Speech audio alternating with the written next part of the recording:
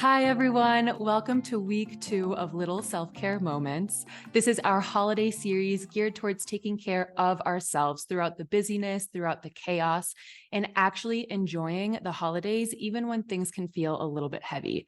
For those of you who don't know us, hello. We are Chief Wellness Officers over at Little Words Project. Think of us as your guides to help you find your own kind of wellness in mind, in body, and in spirit. We're here every step of the way, helping you take your little words and putting them into action.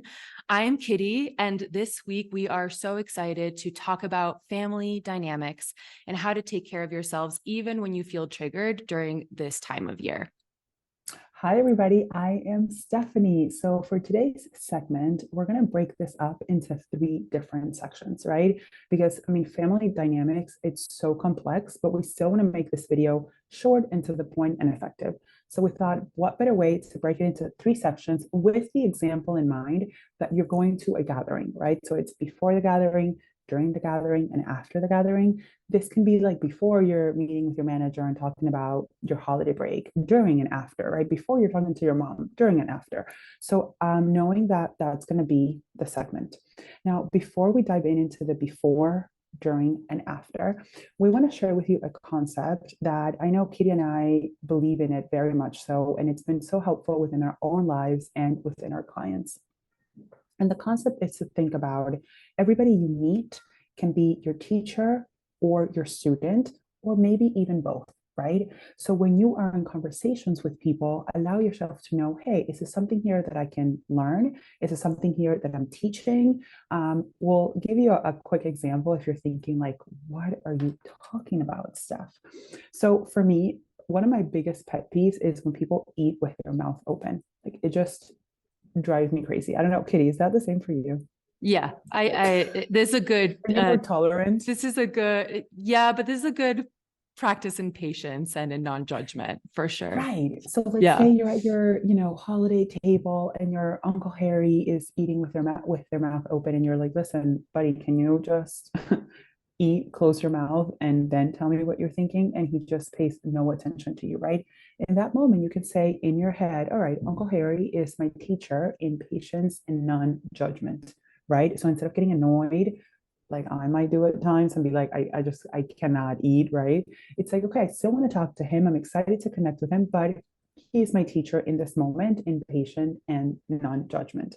So when you're connecting with everybody, and again, this is that goes far beyond the holiday season. Step into this perspective of curiosity with your family members, your coworkers, your friends on what do they get to be a teacher? And maybe there's something for them to learn when it comes from you. Yeah, this goes so beyond the holidays. It just feels like the holidays gives you the opportunity to practice this even more. It's like, all right, it's time to practice. So let's get started on the tips to help you prepare for your family gatherings, for your work events, for your parties. And like Steph said, right, this goes way beyond the family. This can be applied with friends, with coworkers, with anyone. But these practices are like for you to really prepare, especially when you know you're going somewhere where there might be someone who maybe has triggered you in the past or that may make you feel a little bit uneasy, a little bit uncomfortable, right? How to prepare for those people specifically, right? So the first step here is to go back to the holiday intention that you set back in week 1, where we asked you, how do you want to experience this holiday season? And if you haven't watched week 1, you can go back and watch that. But the idea here is to ground down in the energy and the intention of what you want to experience this holiday, right? So for example, my word for this holiday season, my intention that I have on my little word bracelet is love and light. So I choose to be in peace, to emanate love and light during this holiday season. So as you're driving to an event, as you're walking, as you're in the subway going to an event, allow yourself to affirm those words and to truly feel them in your whole body, right? The other way that we really love to prepare for these events is to do something that fills your cup the day of, the morning of. So for me, that's always practicing yoga. When it gets to be really busy in the holiday season, I don't have time always for a full hour. So I'll do 5 minutes or 10 minutes of yoga. It doesn't matter. But this is like a moment where I just get to be alone with myself, filling my cup. So for you, that might mean going out for a walk. It might mean going out for a run. It might mean journaling, might be painting, whatever it is that fills your cup, giving yourself at least 10 minutes to practice that so that you can be ready for the rest of your day. Oh, love that. Love that. Love that. So you get to the event, you get to the gathering, right? You've prepped, done your yoga, you are running, walking, you got clear on your intention and you're there. And you're like, this is awesome. I'm having such a good time. You're getting your food. And then all of a sudden, right? What do we want to say? Auntie, I don't know, Mary. Perfect. Um, we love all the Marys, but Auntie Mary comes and she's like, so Kitty, when are you having kids again? And we love and embrace the noise of New York City. When are you getting married? When are you having kids? Or whatever that thing is that's super triggering, right? And you were like, that one thing that I don't want people to ask me about because I don't want to talk about. I don't feel great about it. I get easily triggered around it, right? So in that moment, it's happening and you feel like a knot in your stomach and you're just getting angry, like I knew this was going to happen, right? So that gives you a beautiful opportunity to set a healthy boundary, right? You can excuse yourself, like, you know what? I need to run to the restroom, or I need to go help mom with the potatoes, whatever it might be. You can also say, I'm going to excuse myself, right? You don't have to say anything else, but you know what? Give me a minute. Because the idea is when that happens, you want to go alone into a room, right? Whether it's your old bedroom, the bathroom, the basement, whatever that is. And that's when you regulate, you emotionally regulate. So you take a few breaths. Kitty's going to walk you through a really wonderful tool that you can do, square breathing. You can do the finger tapping that I talked about in week 1, right? Where it's like, I cannot believe she's asking me about this. I feel so insecure. You just start tapping. I love the idea of also having like your favorite Spotify playlist available because music is also super regulating, and just taking 5 to 10 minutes, maybe half an hour. You can sneak in your favorite show just so you can settle back in, right? Self regulate, come back into your heart. Before we get into the final portion, the after, Kitty, you want to walk us through the square breathing?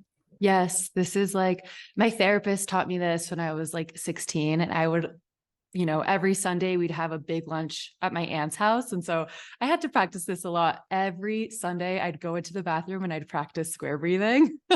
And it's been such a great practice since then. So what you do is you inhale for 4 seconds, you hold for 4 seconds, exhale for 4 seconds, hold for 4 seconds. So that's why it's a square. You inhale, hold, exhale, hold. Square breathing. And with the EFT tapping, what Steph always teaches us to is peace is within me. It's like the most beautiful way to close out the finger tapping, EFT tapping. Yeah. So do either of those, and then you can go back to your family. If she asks again, it's like, you can just laugh it off. Like you don't owe anybody an explanation. So practice these tools. And then what happens after you get home or you go back to your old bedroom if you're staying at your parents'? And what do we do? Wherever you are. After, this is really a time for reflection, right? So you get to reflect back on like, okay, how did I respond to Aunt Mary or Uncle Harry? Maybe I responded in a way that I felt like I really respected myself and others, or maybe I didn't, right? We're all practicing. We're never going to do any of this perfectly. And how do we want to improve? How do we want to keep taking care of ourselves? So this is a moment where you can journal, where you can reflect and maybe take some of these moments back to talk about with your therapist or talk with your coach to resolve. Some journaling prompts that we like to have in these moments is, what did I feel? And there's even a feelings wheel that you can Google if you're not really sure what your feelings are, to actually have a list of feelings so that you can pinpoint what they are. What did I truly feel triggered about in that moment, right? Where is there accountability for me, right? And then what Steph and I really love to do is actually go back to those moments, close our eyes, visualize that moment in which we felt triggered, pay attention to some of the words that we may have used and actually almost like rewrite the script, right? So how can you have this experience again in your visualization and come at it from a place that is mature, that is filled with love, that is filled with respect, right? So almost like rewrite the script in your mind, re-experience it. And that can be it. That can be it. Optional to maybe even reach out to the person where maybe you had an interaction that you didn't love so much and express your thoughts, express how you felt. There will be more on types of boundaries that we can set in week 5. So stay tuned for that. But this can be, just a moment for you to reflect so that you know how you want to keep moving forward and show up the next time.